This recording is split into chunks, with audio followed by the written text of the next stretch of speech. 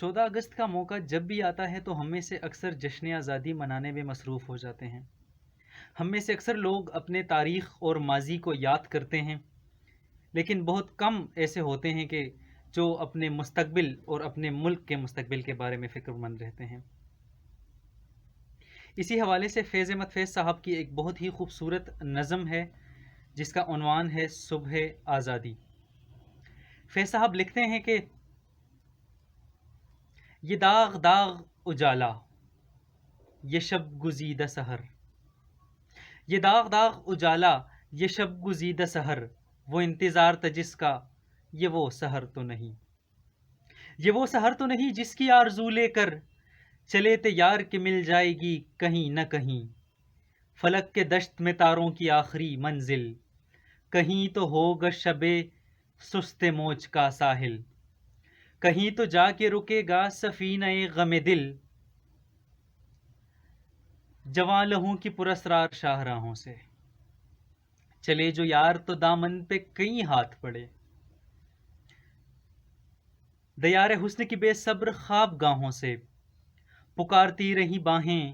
بدن بلاتے رہے، بہت عزیز تھی لیکن رخ سحر کی لگن، بہت قریب تھا حسینان نور کا دامن، سبک سبک تھی تمنا دبی دبی تھی تکھن، سنا ہے ہو بھی چکا ہے فراق ظلمت و نور، سنا بے ہو بھی چکا ہے وصال منزل و گام، سنا ہے ہو بھی چکا ہے فراق ظلمت و نور،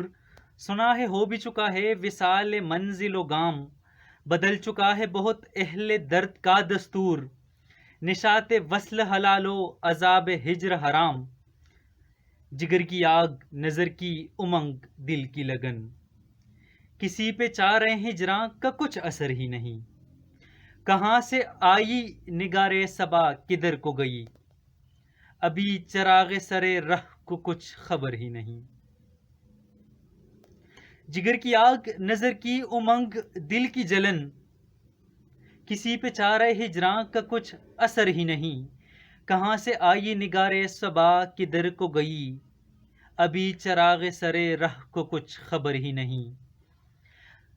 ابھی گرانی شب میں کمی نہیں آئی،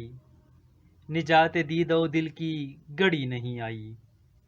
ابھی گرانی شب میں کمی نہیں آئی، نجات دید و دل کی گڑی نہیں آئی،